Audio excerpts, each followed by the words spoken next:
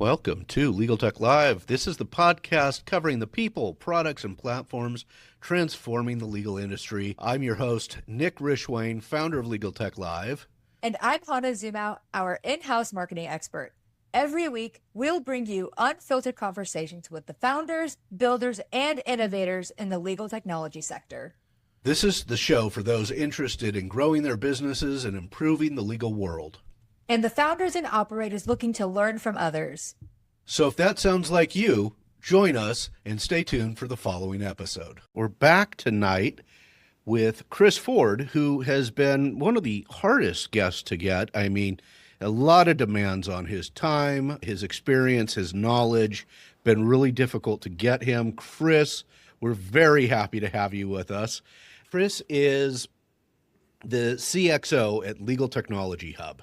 And I had to ask special permission from his wife, Nicola, if I could bring Chris on, because Chris, my commentary to her was, you and Chris built this company together, and Chris doesn't get enough publicity in this space for all that you do in the background of Legal Technology Hub. And then, of course, I promised I'll have her on later. But I was like, I really did. I wanted, you and I have been circling around the same places in legal technology for quite a few years now, and we hadn't really gotten the time to chat other than in the DMs on LinkedIn. So, Chris, welcome to the show.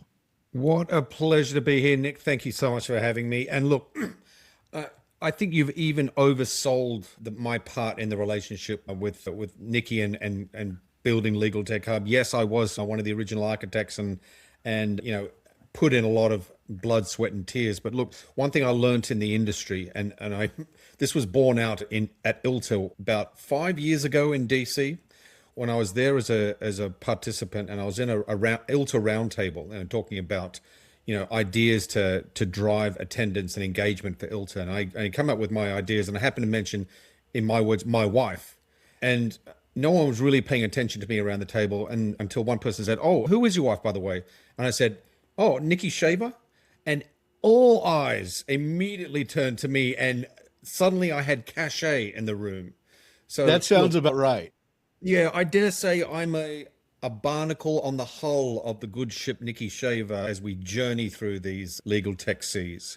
Well, then that's an ideal entryway. I mean, she is one of our most highly respected women founders in the space, and just a wealth of knowledge. So I agree, you are but a barnacle. But thank you, Nick. Well, geez, you do well buttering up your guests. This is what a great start. Yeah, it's really, I do what I can. I have not, Chris told them how hard you were to get as a guest, but give us a little bit about your path into legal tech. You had you were in the legal world, but you're a marketer by trade. Yeah. So I've flirted with the legal industry for a number of years in both sales and marketing roles, going all the way back to my first job out of college in Seattle. I graduated from the University of Nebraska, as you could probably tell from my accent. Yep, the accent gives that away. That's right. I moved to Seattle and got a job selling legal document services with ILTACON. I was working with large law firms in Seattle, like the venerable Preston Gates and Ellis, and before they changed their name, everyone knows the Gates name, of course. Selling document services, basically photocopying services to law firms. I then went back to Australia, worked with LexisNexis, working in a sales role there. Worked in other industries until, several years later, met Nikki, married her, had our 2 kids, and then I moved to Canada, which is where Nikki hails from. And I got a job again with LexisNexis in marketing there. And then when Nikki got her opportunity to move down to New York, I found myself working as CMO for a company called Xero, which is now known as Hercules AI. Oh, I didn't realize they had changed their name. I remember Xero. And then after we had established Legal Tech Hub during the pandemic, and we'd grown to the point where marketing was needed, I came back into the fold, so to speak, and took over the marketing role. Since then, even in the last couple of years, we've grown our events business to the point where we need someone to just focus on that business unit. And here I am, just as the now Chief Experience Officer, looking after Legaltech Hub events. Let's back up just a little there, Chris. You froze briefly on the Legal Technology Hub part when you started that. So give us that explanation one more time. Legaltech Hub was, a passion project born during the pandemic with Nikki and I. She was working at Paul Hastings in innovation. I was working at Xero as the CMO, now known as Hercules AI. And it was born out of Nikki's frustration with not having a single source of truth when it came to finding the right legal technology products, and we decided to build it. And then we soon discovered why no one had built such a directory before, because it was really, really hard to source all the information we needed to launch this thing. And, Jeroen Plink, who's one of our co-founders, who had known Nikki through the industry, approached us a couple of years after that initial launch, saying that there's something there with Legal Technology Hub, and convinced Nikki to leave Paul Hastings and go full-time into building LTH.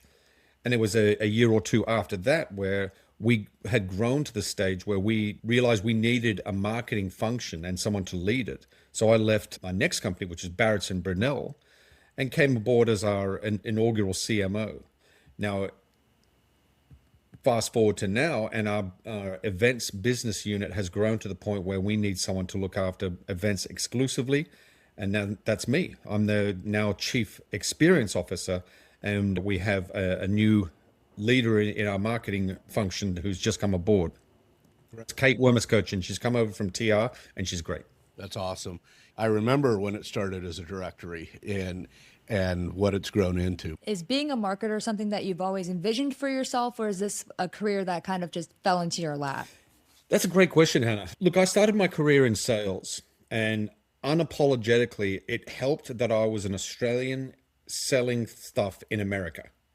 Straight out of college, I was in Seattle, and I had the right mentality, and I had the right sort of outgoingness and drive. I was a college athlete, and I didn't have a swimming race anymore. I didn't have the 100 backstroke to swim anymore. So my new record that I wanted to break was a sales record for whatever I was selling, and I brought that into my sales career. Eventually, I moved in more leadership roles, and one of those leadership roles back in a company in Sydney in transportation, was sales and marketing. They just threw marketing in because it kind of went together. And eventually I realized that I was getting more intrinsic satisfaction from the marketing part than I was the sales part. And my career has followed that path ever since. This is kind of, can you give us a little bit about the origin, a little more of the origin story of Legal Technology Hub? You sort of started on that, but I remember when it was a directory only, because my experience is in operating a directory for expert witnesses. That's where I was. And I remember you started in that, but you guys have grown this into, a huge company. You've got my friend Kristen Hodgins is working with you now. You got, Nikki has become, she was already a leader in legal technology space, but she's become one of probably our top leaders in the space now. And just, so it started as a directory idea and it's grown. How did that happen, I guess, is where Yeah, look, getting right back to the start, again, it was born out of the frustration that Nikki had of when she was looking for a new, insert functionality of legal technology here, document management system. It's a little bit before AI assistance, but, billing tools, email management system. Her go-to was to ask her peers, what do you recommend? I guess I could Google legal document management system, but then you're at the mercy of who's paid the most in SEO or SEM at the time. And there were a couple of noble efforts to build directories out there. But there wasn't one that was objective, and there wasn't one that was comprehensive enough to fulfill all those requirements. So the pandemic happened, and suddenly we had all this time at home. Now, Nikki and I were still busy with full-time jobs, but we weren't commuting home after a long day's work and then just collapsing into a chair. We were, stopping work at 6 or 7 at night and then pouring ourselves a glass of red and watching New Girl. And at the time, we decided, and this was Nikki's idea, 100% was, what if we built a directory? I think we can have a crack at building the kind of directory with the right taxonomy, the right searchability, and objective directory that could fulfill these requirements. And we started to do it during the pandemic. And we thought, okay, if we launch this thing with 500 tools, that's going to be the biggest and brightest directory in the market. Maybe we could sell advertising space and maybe make a little bit of scratch from this thing. We ended up launching it with 1,700 solutions. And now there's over 3,000 and growing more every day. And Nikki, with her entrepreneurial mindset, always saw beyond the directory. Me and my tiny little sales and marketing brain only saw opportunities for banner advertising and stuff like that. Right. But Nikki saw the advisory and consulting. She saw the high value content, the premium content that she could write, and people would genuinely help people who were trying to crack into innovation and knowledge management and embracing legal technology, but didn't know where to start. And the rest is kind of history. Yeah, I have one follow up to this. I think Hana may have something to add here, but when we were preparing for this conversation, Hana was kind of asking me, so they're a directory? And I was like, well, it started that way, but they're sort of like, and I'd love to hear how you describe it today, but I was like, but they're sort of like a full media company with insights and analysis and content and events. And so I don't know what that's called, right? That's not, it's not SaaS. It's not the same thing as it's not an AI company. So how do we, is it a media company now? Would you call it that? What a great question, Nick. Yeah, look, we started as a directory and we struggled for a while to break out when we added other business units like advisory and consulting, but especially the premium content business. We had to struggle against the perception that we were a directory. And I believe we're there now. But now we have three main business units. The directory, of course, is not even a business unit, but it is a function of what we do. But our business units are the premium content side of the business, which we offer to both the buy side and the sell side. So we offer, the marketplace setup. Yep. Insights and analysis for both the buy side, for law firms and corporate legal, and the sell side for the vendors, helping them with product and go to market and that sort of thing. We have the advisory and consulting side, again, which helps both the buy side and the sell side. And the third business unit is events, which started life 5 years ago as a single innovation conference in New York with 80 people, which went quite well. And now we've got a dozen global events that we host, and then another half a dozen that we attend, the ILTAs and Legal Weeks of the world, where it is me and I've got an offsider right now, and we're growing, and we have an events team. Yeah, it's been really impressive. In fact, when Kristen, I think, joined, I was like, yeah, what do you call what they do now? Right. I was like, because it's so broad, it really, and what you really said before, grew. Nick, really interesting what you said before about press as well. Stephanie Wilkins, we brought on from ALM, and she, leads our content team, and people come to us with press releases. We are not only writing insights and analysis of the legal industry, but we are breaking news. I mean, have a look at the Anthropic news just last week, and the way we sort of broke that. And Stephanie first, and then Nikki on the back of that wrote an article that had over 1,000 likes on LinkedIn, that sort of thing. They may seem like small metrics to some people, but in our industry, to get that much engagement, that many eyeballs, is a big deal. And Stephanie's article, that article specifically, and I've got a story about that article that I'll tell you after, but that article specifically was so well done. if I don't put an article, I told Kristen, hey, tell Stephanie that I didn't just put it into Notebook LM and make the audio of it. I'm actually reading it like that. If I'm not turning it into the audio, I'm actually reading all the details. It's a pretty good article. So yeah, look, Stephanie's one of the real jewels in the industry that we managed to bring on board. We've got more than 30 people in our team now. And people like, Stephanie Wilkins and Cheryl Wilson Griffin and Sarah Glassmeyer and Sam Moore, and to complement Nikki and Jeroen at the very top, it's an embarrassment of riches. You really, you guys have scooped up some of the greatest talent in the space. During the beginning stages of Legaltech Hub as the directory, or even just the media and the content side of things, or the insight side of things, what were some of the marketing challenges that you faced at that time? Yeah, I touched on one before, which was changing the perception that we were a directory into, proper thought leaders with extremely high value content. Look, one of the challenges we face as an industry in legal, in innovation in particular, is really selling it as a function. And it's strange to say, even in large law, of course it's now being embraced. But there's still, in the AmLaw 100, there's still not an innovation leader in every one of the AmLaw 100.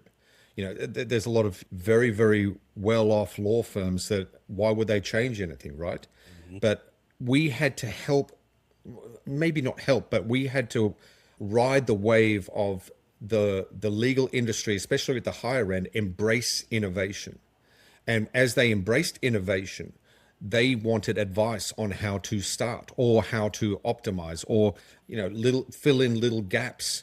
And we were there with our insights, our analysis, our how-to guides and our advice to help them get to where they needed to be, both in the innovation side and in the KM side.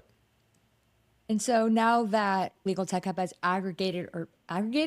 accumulated, maybe both of those work, has accumulated all of these vendors, and you have law firms and in-house legal teams, looking through the site, looking for tools. What types of products are they asking about or implementing the most?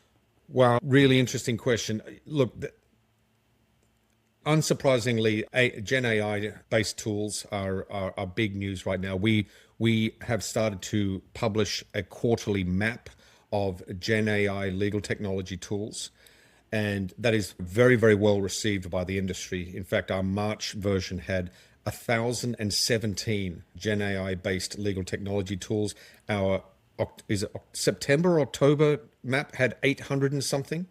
Nikki, she predicted a year ago that there'd be 1,000, and me and other people, even at Legaltech, I thought she was nuts, and they've easily gone through 1,000. Hana, there's no real simple answer to what the industry is looking at, because there's so many different needs according to size, according to geography. Mid-sized law firms, which is a huge untapped market. It's a big mysterious market because there's thousands of them, but there's no list. There's no AmLaw 100. There's no AmLaw 200, NLJ 500. There's no way to find them. In fact, there's no way that everyone agrees how to define what mid-law is. But they all need some sort of technology and some sort of software. A shocking number don't even have a practice management system. And as we have, it's unbelievable. I can floor you with numbers, but I'm sure you can. That's surprising to me. Absolutely. Document management, practice management, I thought that'd be numbers 1 and 2 for any size firm. But that's what I was thinking. But not so much. I guess people's needs are just different. Yeah, exactly right. Depending on. So, as these law firms start to realize that with new technology, especially with the Gen AI revolution, these mid-sized firms and smaller can start to compete in the bigger pool. We get a lot of partners from large law firms that have made the jump to start their own shop or go to a smaller shop to improve quality of life or whatever. And they realize that if they use legal technology, they can produce work at an extremely high level of quality. And when the customers, the corporate legal departments, they are starting to learn this too. And they might, they might be looking at smaller shops to actually shoulder some of the legal burden that they usually put out to big law firms. Maybe, I don't know.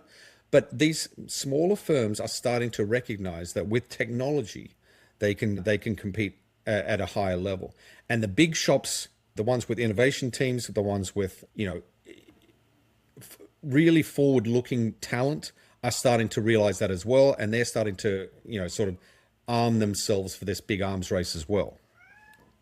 So a follow-up to that is, for a while, and this was probably largely during the COVID and soon after COVID years, for a while we saw the innovation roles in law firms, and we'd seen some people that we knew go through them quite rapidly. They hadn't.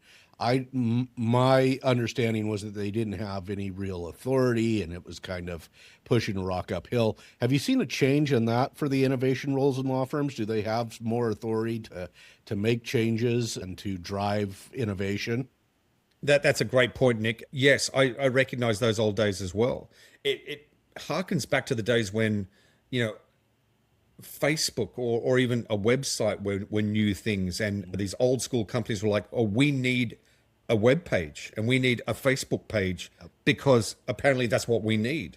Some of these law firms were like, we need a chief innovation officer because that's what we as a big law firm do now, I guess. And some of them sat in a cubicle in IT, and where innovation in name only. Maybe. I mean, that was certainly, I was getting that feeling from. Look, and that's absolutely true, Nick. Look, it wasn't that long ago where Nikki would be able to tell you, look, let me tell you who the real innovators are, in the AmLaw 100. Now, inevitably, innovation has become an absolutely necessary, a mission critical department for bigger law firms, and increasingly smaller, like go into the mid-size markets as well. And people are starting to realize that it is a mission critical tool to future-proof your firm. And they are now slowly, you're right, it's a Sisyphean task with some of these firms, but they are slowly realizing that it is absolutely necessary. Even some of the big printing money firms that we've all heard of inevitably are starting to realize that legal technology and innovation and KM systems are a necessary part of their future. That's great. So, Hana, do you have a question before I go again?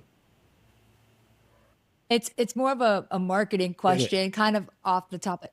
Okay, so like I said, you are providing a service for law firms and in-house legal teams to find tools that best fit their needs. Kind of on the company side, I think for me as a marketer, I'll just look at the brands that I follow and I'll kind of raise an eyebrow to maybe a campaign that they posted, or was that the best marketing decision? Have you experienced that with some of the companies that are posting on their socials, or maybe some product mislaunches? What is your take on those type of legal tech marketing mistakes? Oh man, what a fraught question this is, because look, we have such deep relationships. You don't have to name names. No, you don't have to answer that either. I was just kind of I want to answer without making it bleedingly obvious who I'm talking about. That's fair.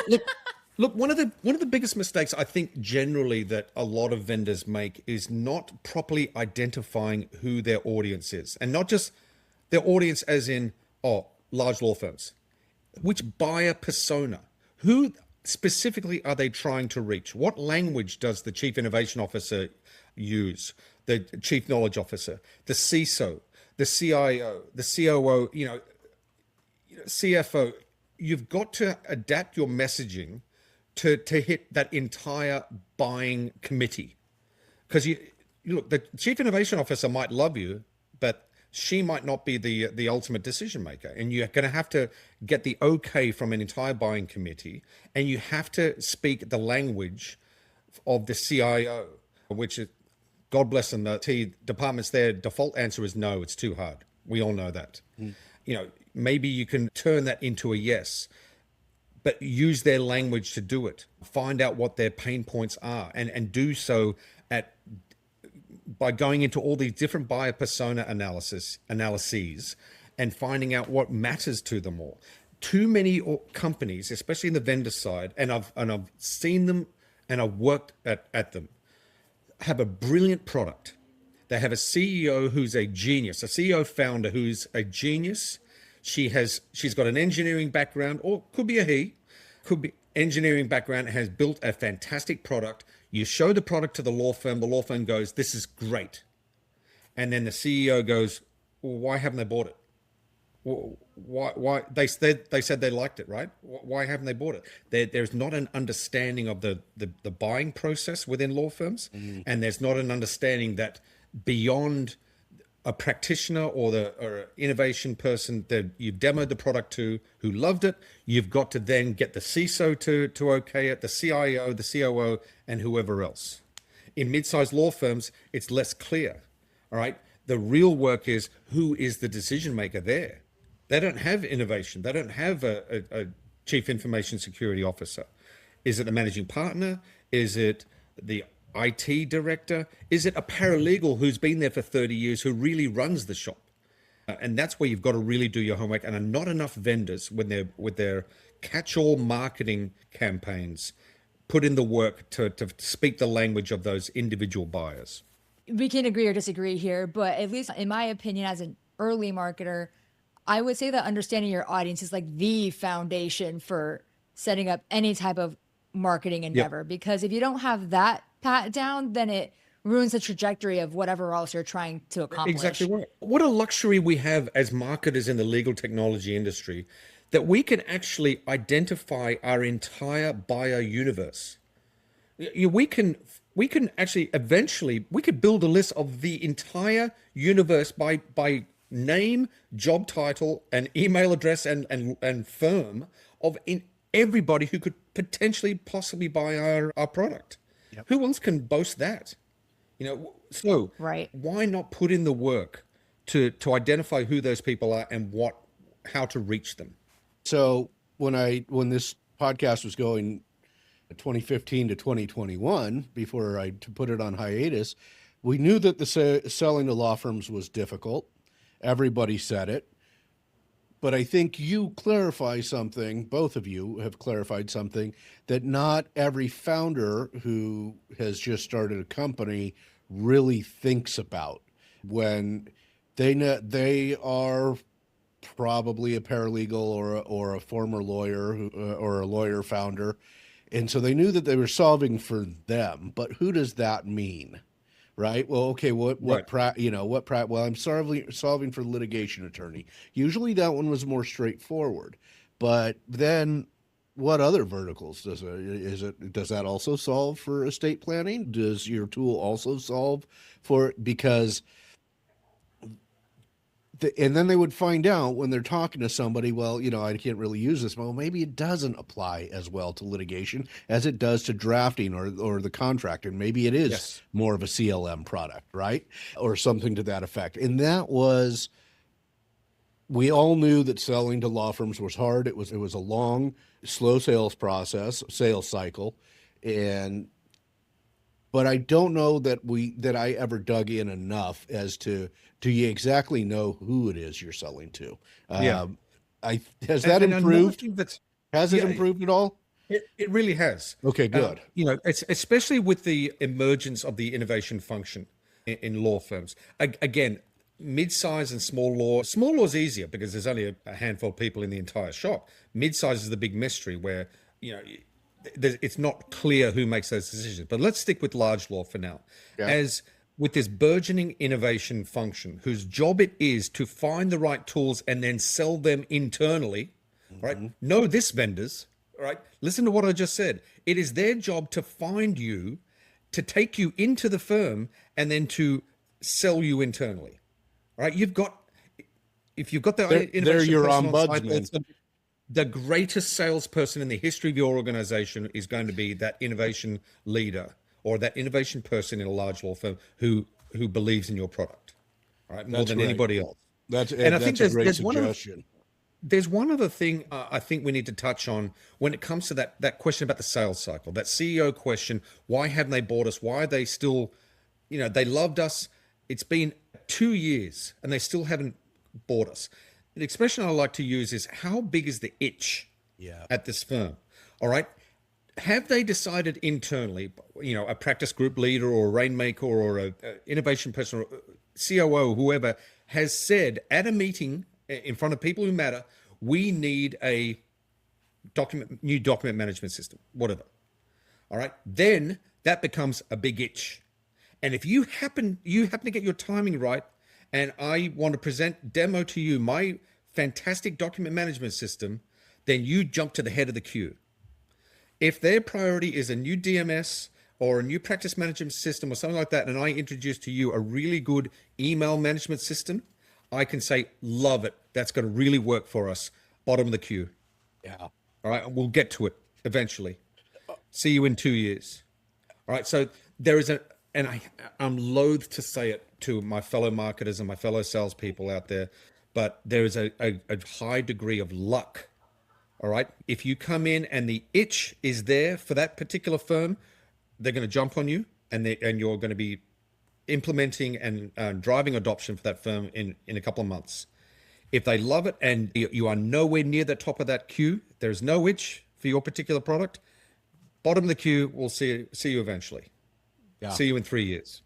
Our friend Mike Whalen, he always calls it, and I'm sure he read it somewhere. I won't give him credit for it, but entirely. But he always talks about the bleeding neck problem. What is the problem that you're solving? A bleeding neck problem? Yep. Or is it a nice to have? And if it's a nice to have, that doesn't really create urgency to buy the tool. Yeah. Right. And that's one of the great challenges as a marketer, is turning my nice to have product into a must have product. Yep. All right. And how about this? Go in and ask your prospects, go in and ask your customers, what's the sales process? Who do I need to talk to in there? Ask them that question. How do I turn my nice to have product into a must have product? And you know what? The worst thing they can say is, oh, look, I'm not really comfortable telling you that. The best thing they can say is an answer to that. All right.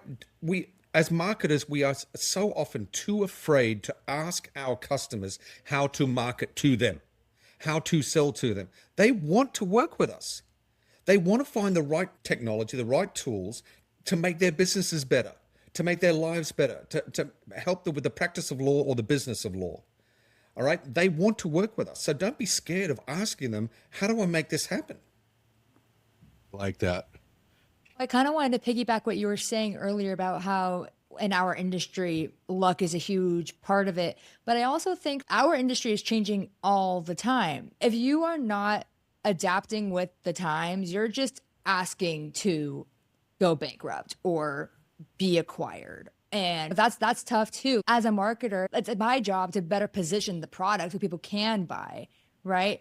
So it's luck, but also trying to deal with the cards that you have. Yeah. Yeah. And look, again, I'm going to keep beating this drum. Talk to your customers, talk to your prospects. Yeah. All right. Say, look, be candid with them. They will appreciate this. Look, here's what I'm struggling with my marketing efforts and my lead generation. This messaging isn't getting through. How would I reach you? What's the best messaging to reach you? How can I convince you? And then by default, how can I reach your peers? And again, they will sometimes say they don't want to answer, but sometimes they will say yes. They will answer that. And that is absolute gold for a marketer. Straight from the horse's mouth, this is how to market to me. Yeah, the user feedback is everything. Chris, you can't market from behind your computer, remotely, 100% of the time. Right. All right. You've got to engage. Yeah. Chris, you guys run a pretty substantial marketplace now. As with all marketplaces, people try and game the system, or you eventually discover somebody who's maybe doing something that's going to reflect poorly on your company. Have you had to, and I'm not asking you to name names here, have you come across that situation where you have to say, you know what, we're not going to feature you on our platform? Go ahead. Yeah, Really good question. And I know that's been an issue with some other directories, but from the very beginning, we made the decision to maintain full editorial control over all of our listings. Right? Every single solution that we can find on God's green earth, we give a free listing to. We want to democratize legal tech.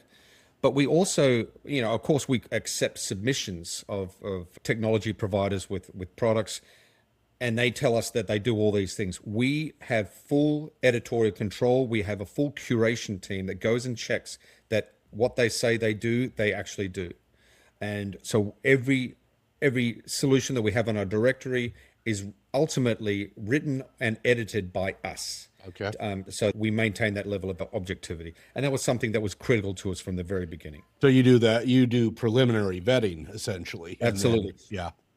Yeah. We put every listing up on our website. There's no DIY. You can, all of our vendors have a DIY platform where they can request information or updates or more content to be added to their profiles, but we are the ones who actually press publish at the end of the day for every single word on our website. That's good. So you're solving it from the time that you're putting it online. So that's it's an issue, right? It's how do we do this and make sure that we're offering good products to our users? Yeah, we've seen it, but we've seen it on some of these, older, well-worn directories where, you'll have a particular product that claims to do 17 different functionalities, and there's no possible way that they can do all this stuff. Even practice management tools, they eventually they can do 6 to 8 things, but then they just tick every box when they put it up there because it means they're going to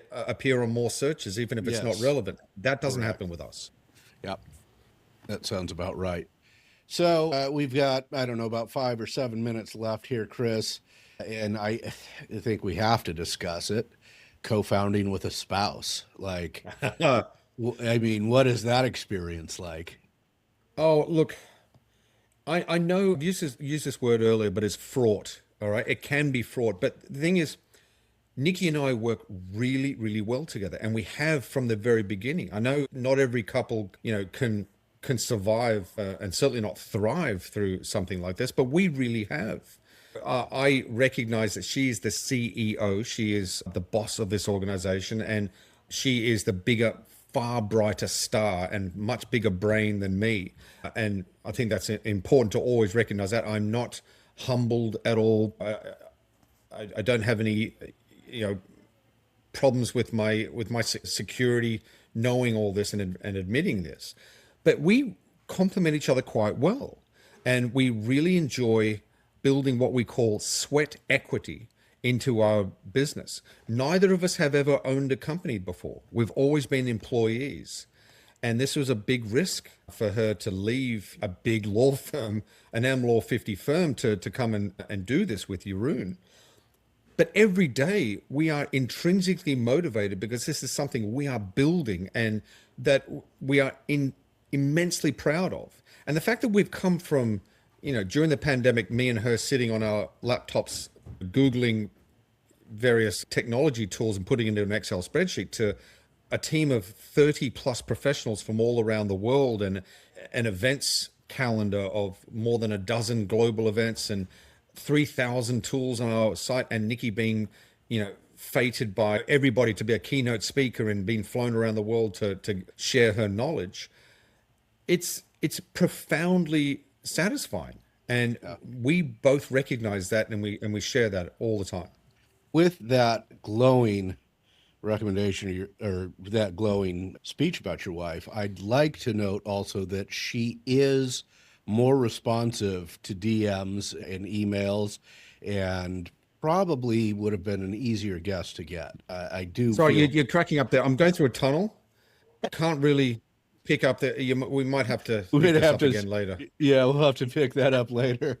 So looking towards the future, what's next for Legaltech Hub? Is there anything that you and Nikki want to accomplish this year? Oof, big question. Look, there are major opportunities for us from a business development standpoint. We have a really good name in large law, and not surprisingly, Nikki's background, Jeroen's background, the other people I mentioned who have joined our team, really well known in the large law market. The big blue sky opportunities for us lie in mid law and corporate legal. Again, those big unknowns where there's no list. There's even on, if you stumble across a website, it's very little chance that there's going to be a decision maker for legal technology on that site. And certainly in corporate legal, you can't go to google.com and look up who all the hundreds of deputy general counsel are or chief legal operations officer is going to be. So that's where the big challenges lay. And we have started to, even with our events business, to target the mid-sized market and the corporate legal market, where it's been a hard road, but we are determined to do it. We have to crack these markets because, frankly, they need to know about insights, analysis, roadmaps, advice on how to embrace these legal technology tools that they keep hearing so much about. And if they don't have the budget to go to big conferences, and they need constant insights and analysis and advice, we are the place for them to go, and we need to actually reach them. And hence the big marketing challenge to actually crack that market. And the corporate legal, I mean, in a way, I think that all roads lead to corporate legal at some point in this space, because what we've found from the litigation side, at least, and probably in other spaces, is that they're giving the instructions to the outside counsel or the law firms that they're hiring, so that's it. So if they want them to use certain tools, that happens. If they want them to work more efficiently with more efficient tools, that happens, because that's required in the RFP. Well, exactly, Nick. There's been I've heard sessions on that exact topic at our conferences, where who's driving who when it comes to the use of technology. And like I think I mentioned it before, these corporate legal departments are starting to become far more educated and far more innovative, and demanding that their outside counsel start to utilize this technology. I mean, wouldn't you? Yeah. I mean, if you were spending millions of dollars every year on outside counsel, and you start to educate yourself about what these legal technology solutions can do, wouldn't you start to really make some demands of your outside counsel? Absolutely. Yeah. If I'm worried about, because that the CFO and the CEO are coming down on the in-house legal teams and going, that's it. Hey, how do we cut costs? Exactly. And the in-house legal team, God bless them, they're always going to be a cost center. Yep. Right. I mean, always. In law firms, opposite. Right? Everybody's there to make money. The in-house legal department is a cost center, and that's how they're always going to be perceived. Yep. And as long as they can find ways to crawl a little bit out of that hole, by costing less maybe and becoming more efficient, they're going to find those ways. That's right. Well, Chris, thank you so much for being here tonight. Where do people find you if they're looking to get in touch with you? Well, if you want to see me in person, I host most of the Legal Technology Hub events. Our LTH events are on our website. Our next one that we're doing in person, we have a booth at Legal Tech Talk in London, but I will see hopefully most of your listeners at ILTACON. We will have a booth there. I will certainly be there. Nikki will be there, and we're going to be hosting our annual trivia challenge. I'd like to see Hana and Nick, both of you, there as well, at our second annual trivia challenge on the Sunday night at ILTA. And then we have our flagship event in New York in September, our big innovation conference, moving this year to the bigger, grander space of the Alfred Lerner Hall at Columbia University, if you don't mind. Fancy. That's wonderful. And LinkedIn, I believe, is the other LinkedIn, spot. I know. Chris Ford is not the easiest person to find on LinkedIn or Google. I sometimes appreciate the anonymity of that name, but Legaltech Hub, legaltechnologyhub.com. Yeah. Chris at legaltechnologyhub.com is my email. I'll be happy to connect with anybody. Wonderful. Thanks, Chris. I appreciate you being here. As hard as you were to get, I mean, there's been bigger guests who are easier to tunnel get. Again, sorry, once again, it's a really bad line. No, what a pleasure. Hana, Nick, thank you so much. And I do apologize. I have been very hard to get. We've had a couple of false starts, but it's been absolutely worth it to speak to you guys. I hope you'll come back. I certainly will. Yes, please do.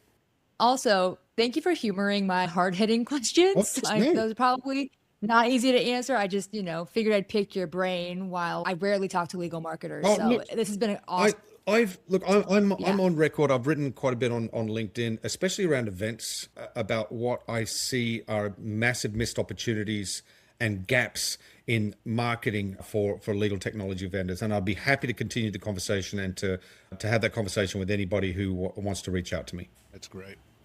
Thanks again, Chris. Thanks so much, guys. Really appreciate it.